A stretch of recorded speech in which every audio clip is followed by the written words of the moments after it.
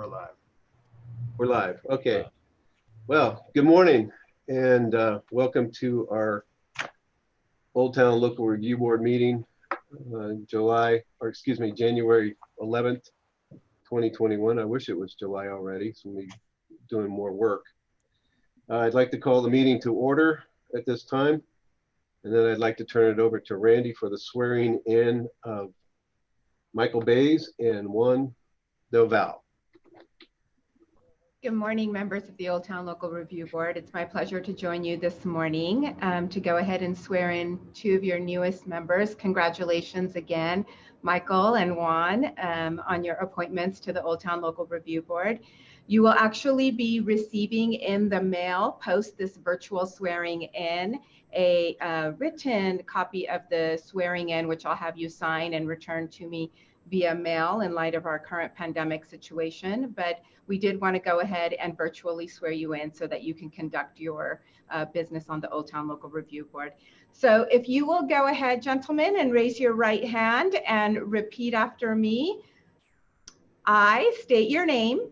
I, Michael Bays, Do solemnly swear or affirm do solemnly swear or affirm that I will support and defend that I will support or defend the Constitution of the United States the Constitution of the United States and the Constitution of the State of California and the Constitution of the State of California against all enemies, against all enemies, foreign and domestic, foreign and domestic, that I will bear true faith and allegiance that I will bear true faith and allegiance to the Constitution of the United States to the Constitution of the United States and the Constitution of the State of California, and the Constitution of the State of California, that I take this obligation freely that I take this obligation freely without any mental reservation without any mental reservation or purpose of evasion, or purpose of evasion,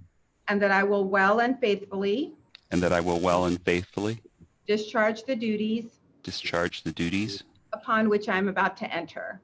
upon which I'm about to enter.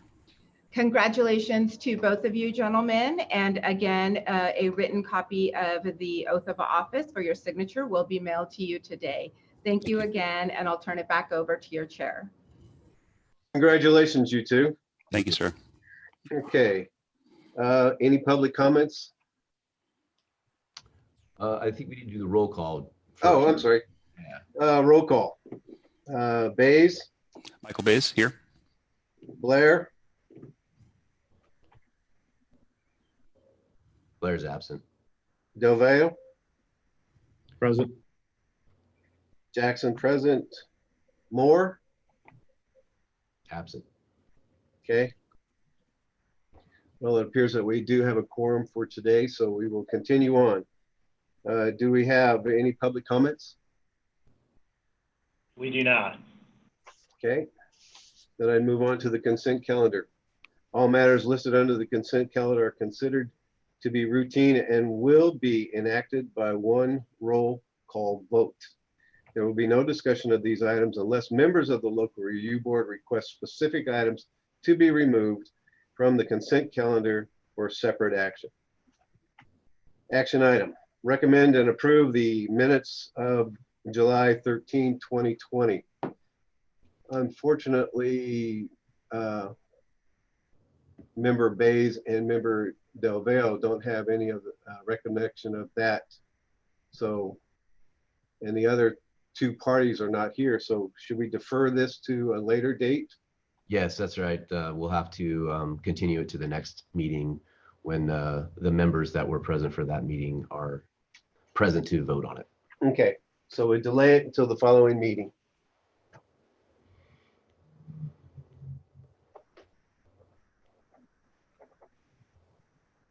Okay. Board business.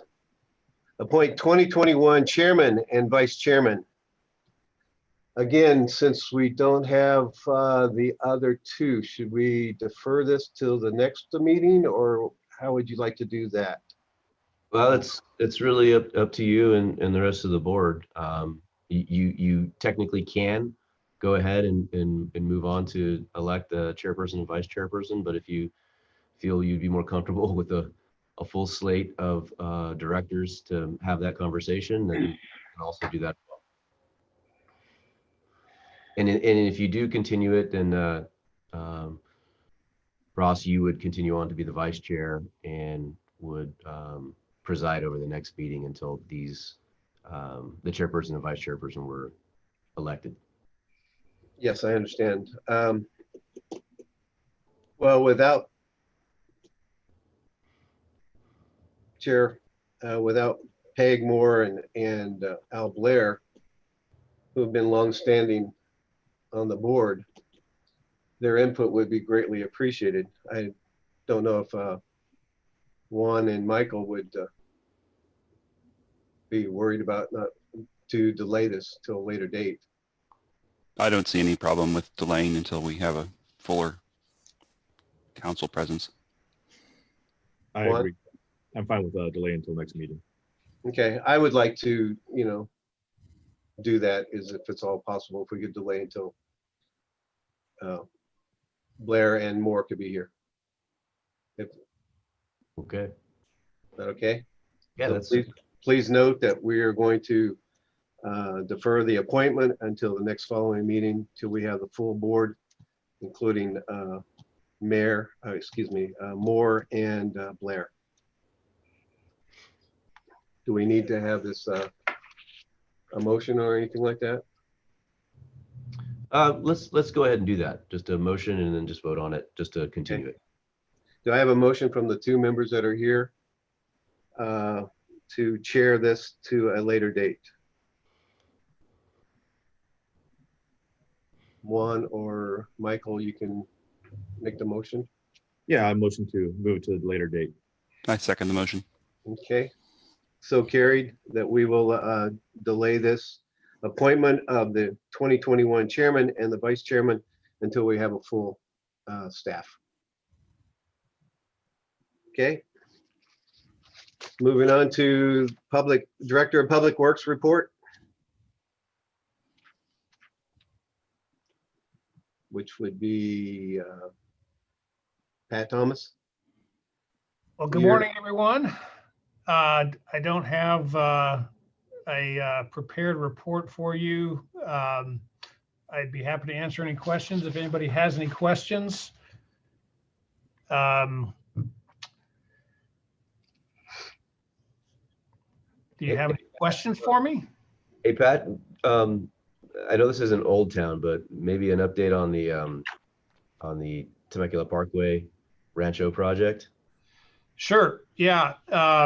So Rancho California Water District is replacing a reclaimed water pipeline in Temecula Parkway. You may have seen some of the work that took place between Bedford Court and La Paz, where they were working at night. That segment of the project is done, and they're going. They're working east of La Paz now. That project goes all the way from La Paz to Avenida de Misiones, and it's all in the westbound side of Temecula Parkway. For the portion east of La Paz, they will be doing that work during daytime hours, and the traffic control and lane closures will be all day, basically. Will be set up and permanent during each phase of the construction. So their next phase is from La Paz to Pachanga Parkway. And starting next Monday, the 18th, they'll be setting up K-Rail to close 2 of the 3 westbound lanes on Temecula Parkway. So it'll be reduced down to 1 lane westbound, and there'll be signage directing for a alternate route, directing traffic to take alternate routes, starting out at Butterfield Stage Road, basically. So directing westbound traffic to use De Portola or Rancho California. So we're expecting a fairly large amount of traffic on De Portola that will then come back to Temecula Parkway at La Paz. We're looking at making some changes to the traffic signal at Temecula Parkway and La Paz to facilitate that that movement there from La Paz back onto Temecula Parkway. We'll actually have to close 2 of the 3 left turn lanes from Pachanga onto Temecula Parkway. So there'll only be 1 left turn lane for traffic going north on Pachanga and turning left onto Temecula Parkway. So we're expecting traffic congestion on Pachanga. We're expecting traffic congestion on Temecula Parkway, and trying to get the word out that during this construction, it's recommended that people take alternate routes as much as possible. They're, like I said, they're starting what's called phase 2 next Monday, the 18th. I believe that phase is scheduled to be roughly 3, maybe 4 weeks to get east of Pachanga. They'll open up the road once they complete each of these phases. So once this second phase is done, Temecula Parkway will be back open to the 3 lanes westbound, and then they'll extend that closure east of Pachanga. So so there will be additional congestion once they get east of Pachanga, but we're thinking that these 3 or 4 weeks starting next week with this closure between La Paz and Pachanga, that there'll be quite a bit of congestion of traffic that typically uses Temecula Parkway. So so just want to get the word out there, and you'll be seeing detour signage and a lot of traffic control on Temecula Parkway starting next week. So that's what's going on that. As far as any Old Town issues, I don't know if we're all aware, but there was a traffic accident last week, late or early morning, I suppose, hours. Vehicle, northbound vehicle, hit a light pole, actually a couple of light poles, and actually hit the south arch. And did quite a bit of damage to the vehicle and some of the other infrastructure, but the arch held up. So that south arch has actually been hit a couple of times the last few months, and the arch itself didn't sustain much damage. So it's built very well, but and I suppose that some of that is attributable to late night activity in Old Town. I think actually both of the cases that there was the accidents, the driver was intoxicated. So so that's been some of the activity there in Old Town. We've still got the outdoor dining areas set up. Don't have any other real plans for any other changes on Front Street at this time. We do have a pavement overlay project scheduled potentially later this year, so like summer or fall, where we'd be repaving Front Street and some of the other streets in Old Town, and we're looking at doing some enhanced crosswalks on Front Street where we put in the always stops. So we'll have more for you on that as that project gets closer. So that'll be an enhancement, we think, to Front Street, and that's hopefully coming this year. So I think that's about all I have. I don't know, Ron, did you have anything else to add on that Rancho Water project? Did I miss anything on that? No, you got everything exactly correct. They're actually going to be starting to put out the alternate routes and the signage this week, and lowering the speed limit through Los Ranchitos. So they have to have all that in place prior to Monday, and then they're going to begin in earnest on phase 2 on Monday. So we expect the traffic to be really, really bad. So just try to get the word out to stay away from Temecula Parkway. Yeah, one other project too that's actually, I think actually starting this morning is we're reconstructing the parking lot at the Children's Museum. So there's some broken up concrete paving in that parking lot there. So we're taking out that concrete and just going to asphalt pave that parking lot. So that's scheduled to be done here today and tomorrow. So that's it. Okay. So next item on the agenda is board member reports. As of right now, I'd like if Michael Bays has anything to say, or be a perfect time for him to say something. Sure.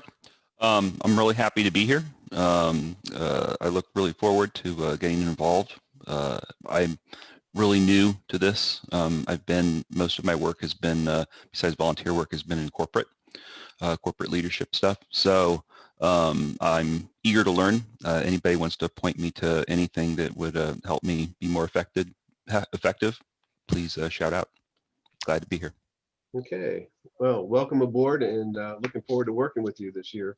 Excellent. and Thank the you. rest You of too. your term. Juan, you're up. Yeah, I'd like to echo that response as well. This is my first time serving on a public board, and I'm excited to be here and eager to learn, and any direction that can be given to us would be greatly appreciated. Well, both of you, welcome aboard, and looking forward to working with both of you this year.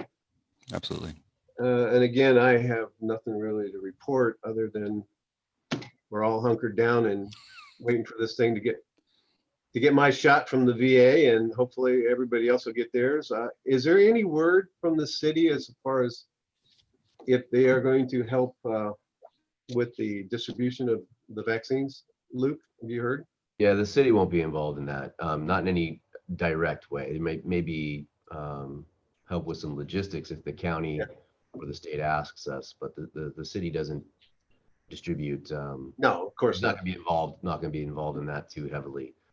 Did- But we'll be able to provide information as we get it, and we do have access to some information as it comes online, just to keep everybody informed. And of course, city manager's office and our marketing team will be pushing out whatever information that we have in earnest through all of our channels, whether it be the internet or whether it be TV or whatever, all the avenues that we have. So whatever information we have about how to get it, where to get it, who's eligible, we will push that out as fast as possible. And of course, you guys can give us a call if you have any questions, and we'll let you know whatever we do know. Did I read something in one of the local papers that City of Temecula was going to have a testing center? Yeah. You want me to cover that, Luke? Yeah, that'd be great. A COVID testing center? Yeah, so there's actually a test site that was set up at Ronald Reagan Sports Park, Mhm. and it's open on Thursdays only. So it's open, I believe, like 8 to 5 every Thursday. And then we're close to finalizing an agreement with another. It's actually a private operator to run a test facility at 3 different locations. One, the Margarita Park, 2 at Patricia Birdsall Sports Park, and then the third one is at the Temecula Community Center on Pujol. Okay. So that their operation will be a drive up test, and they'll have a basically, I think it's a van that they use that vehicles will drive up and be able to they have to make an appointment. These 3 new sites are by appointment only, where you can drive up and have your test done. The site at Ronald Reagan on Thursdays does not require an appointment. So, and it's a walk up. So at the Ronald Reagan, you park and walk up to the trailer. The ones that are, and I believe it'll probably be starting next week, are drive up and by appointment. And so there'll be information going out on those here in this week also. Okay, great. All right. Well, thank you. Director of Community Development report. Thanks, Ross. Yeah, I just want to welcome you, Michael and Juan, to the board. We're happy to have you and happy to have a full board again. Now that you're sworn in, we'll be getting a hold of you individually. I will, to just chat, have a talk. We talk about the board, talk about, the role of the board, different projects that we see, and just kind of answer any questions and give you an overall broad scope of what the board's all about. So that'll be coming shortly. Just so you know who I am, I'm Luke Watson. I'm the director of the Community Development Department, which includes planning, building safety, and code enforcement. And we provide professional service to the board. So we're the direct responsible department for the board. And I am the direct contact for each board member. If they have questions, you can give me a call. We have members of the staff from each of our divisions on these calls, from building safety, code enforcement, and planning. So we have a full suite of individuals here to answer questions, to provide presentations, to present project applications that come through. So yeah, I just want you to kind of understand that. And we'll be diving into it quite a bit individually.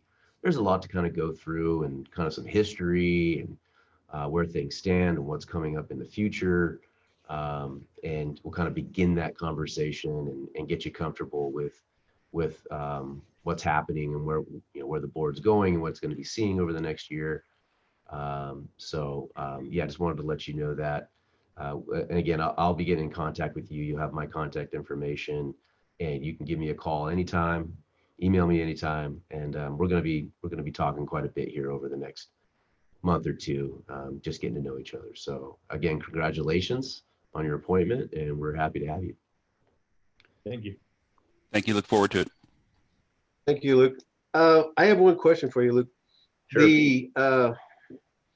The new park, the new playground that was being put in at Merino Road, I believe that is, over there at the museum. Was that, should that have been reviewed by Old Town Local Review Board as well? Or is that just a moot point? Just a question for you. That's a good question, Ross. I think it's, probably should have been reviewed by the Old Town Local Review Board. I think technically it probably didn't have to be reviewed, because it's a city facility. It's an existing park. But you're right. In hindsight, I think it'd probably been best just to cover all bases, to come to the board and have you weigh in on that. I know there's going to be some additional changes over there and upgrades coming in the future. I believe, Pat, if I'm mistaken, some fencing we're thinking about putting in, and maybe some other things. And I think that would be good for us to bring that before this board, so you can weigh in and give us your thoughts. I mean, I've driven past it and it looks really nice, and it's Yeah, that playground, there's a lot of history behind that playground. As you're probably aware, the old playground was removed. right. Probably, I want to say it's been a couple of years now. Longer than that. And we originally had a contractor who was supposed to have prepared a very custom playground that we had problems with that contractor. And the playground that you see is one that was installed by one of our pre-approved playground equipment companies. But it does have some custom components to it. And if you haven't noticed, it's either 100% complete or very close to 100% complete. We will be putting in the engineered wood fiber ground material here pretty soon, and I believe we're actually planning to open that before the end of January. So it's just about ready to be opened. And then, like Luke mentioned, we do have a capital project to install perimeter fencing. So we're looking at putting in a rail fence around the perimeter of the park. And that's something that we'll have to actually solicit bids on. So we do have some time before that one would go forward. And you know, we'd be happy to do a presentation for the board here to let you know what we're looking at doing on that project. Well, that'd be greatly appreciated. The only one concern I have with the whole thing is that, and please don't misunderstand me, I'm not against the homeless at all. But however, at our building here on 2nd Street, we've had a number of break-ins. In fact, over the holidays, they broke in to the 2nd floor of our building. In doing so, they took off our lockbox, our construction lockbox. They actually broke it open with a crowbar, got in there with a pass key and the fob, and went up to the 2nd floor, tried all the doors, and found the door that actually worked with the key. They then proceeded, and this was at 2:30 in the morning. And the reason I'm saying this is that the vigilance that we have to keep in town, and we're not, again, I'm not thinking that all homeless are going to be bad people, but the guy came back, he left at 3 o'clock in the morning, came back at 7 o'clock in the morning after he scoped out the space and saw that there were several laptops, several computers, and a lot of construction tools left in the space. Fortunately for me, I got here at about 6 o'clock in the morning and reset the alarm system and disabled all their fobs for the 2nd floor. So there was no more incidents. But we've also been having break-ins into our trash room. They just break the lock and go right into the trash room. Now I'm going to have to put a security lock on the doors, but they go in there and sleep on the floor of the trash room. What I'm concerned about is that, you know, we put a really nice park, and I'm alluding to this, is that we put in a really nice park for kids, but yet up at that park, there's quite a large number of homeless during the day. How is the city going to propose to, shall we say, roust those people out so people with kids will enjoy going to that park? Anybody? Yeah, I think that's a tough question to answer. Yeah. I think part of it is the revamping of the park, the attention given to the park is part of the strategy to kind of get people to come down, get families to come down, get, you know, your average folks to come down and Yeah. and enjoy an upgraded park, get, you know, people and eyes in the park that will hopefully deter that element that is causing so much trouble. So I think that's part of the strategy. I don't know if it's a silver bullet for what's going on. Yeah. But it's one thing that the city is trying to do to kind of reclaim some normal usage of that park, which you know, we all know, you know, kind of the hangout that it's become. But you know, putting this investment in, having the construction go on, new equipment, some upgrades, and we're hoping that will act as some kind of deterrent and bring folks down to use the park permanently. Okay. Yeah, and then the city's been working with Sheriff's Department, our police folks to patrol that park more frequently. And then also we've asked the fire department with their staff right there at the Old Town Fire Station to have their folks out there kind of having a little presence in the park also. So we've been, like Luke mentioned, we've been trying to use a couple of different strategies to make that park a more family-friendly site. Okay. And Luke, I have one more question for you. Okay. Goat and Vine got a meeting with ABC, and they're following the rules. 1909 and Pub and Grub and Good Eats seem to be exempt, shall we say? Is there any, do you have any ideas what's going on with that Exempt, issue? exempt from what exactly? I'm sorry. Not being told that they can't serve outside, or, Yeah. So this is what there is to tell you. Yeah. The city does not have the authority to enforce state or county health rules or regulations. But what we did do is that we're working as we're working on education. So every business that was open, every restaurant that was open when the state, passed down the rule to close everything, we visited those restaurants and either spoke with the owner or operator, and provided information to them on, what they, not what they should be doing, but that they could be in violation of state orders. And that's as far as we can go under our current legal authority. mhm. Now, any action by the county, by the ABC, by state agencies, that is primarily up to them. So I don't know exactly what the response strategy is for the county or state, why they choose certain individuals to go visit and why they choose not to visit others. I think there's probably many reasons for that, but I don't know exactly why. I mean, I know the city of Temecula, for instance, we're a complaint-driven code enforcement team. We don't go out and do, blanket enforcement, just, and just go around the city looking for things. We just don't have the resources for that. So we wait for complaints. So that may be what ABC is working under, a kind of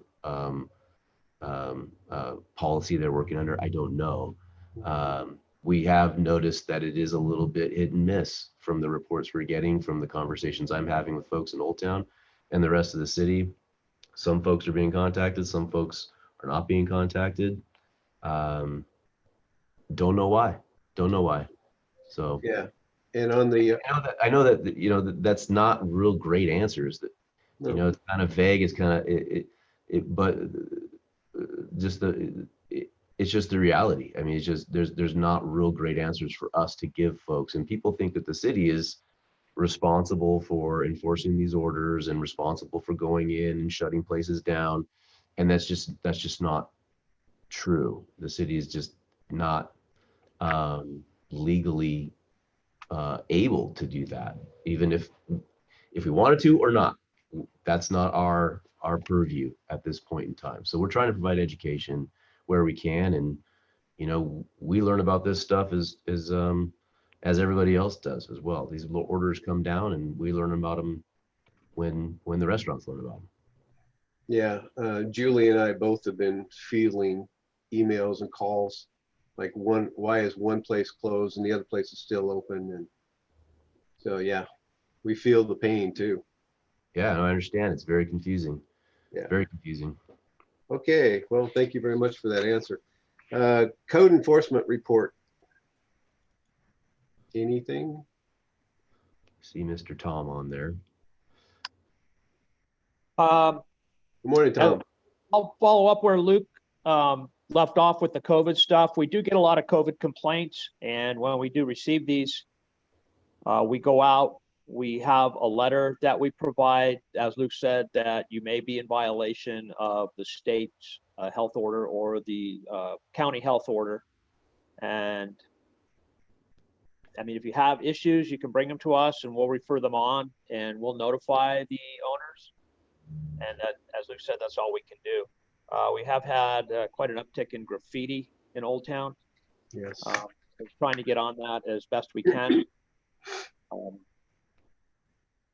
And just trying to do what we can as, the normal stuff comes through, the business license complaints, the installation of certain things without permits from the building department and things like that. And that's kind of what's going on in Old Town. Okay. So everything else is okay though, right? As okay as it can be. Okay. Well, I do notice that Brian Clemens is here and he's not on the agenda, but I'd like to ask Director of Building and Safety, is there anything new going on in Old Town? Any plans coming in? In Old Town, I'm not familiar with anything new coming in Old Town at this time. Okay. All right. No remodels or anything, right? One question, I had Chris Campbell contact me over the end of the week last week on just expanding over there at the Stampede, basically maybe opening up that southerly suite between that and the middle suite. It depends on what event was being held. He had some questions on that, and there's a 2-hour rated wall on that one. See if they could put an opening in that, and that way, like if he hosted one venue, he can expand into that southerly suite. So Yeah. that's about it so far in Old Town. So speaking of which, Juan and Michael, Old Town agreed and approved the Stampede remodel. What, a year or two ago now it's been? And that, but do they have a schedule when they're going to start phase 2 or anything like that we need to be concerned about? Making sure that they still follow the specs and guidelines of their approved plans, Well, colors and things like that? we don't have like a timeline. They have a Okay. phase schedule. So they have different, there are multiple phases. I think there's 9 phases. Okay. And then they'll have to come into the city for review and inspection and everything like that. So the city, No. I was just wondering because when we approved their general plan. I think Chris Campbell said there was possibilities of maybe doing some modifications of colors but they didn't know for sure at the time. But they were going to go with the color palette they had. Yeah, they've got an approved color palette now. If they want to change it, they would have to do a modification application. Yeah. And if it was of a certain scale, then we would bring that back before the board for your review, and you'd be able to see it and check it out. All right. Okay. Well, good. Well, I believe that's it. I'd like to call this meeting for adjournment and a motion from the board for an adjournment. Second the motion. I think we need a. Oh, I'm sorry. I'd motion that we adjourn. Okay. Second that. All in favor? Aye. Aye. Okay. That's it. Okay. All right, thanks everybody. And welcome Thanks, aboard, guys.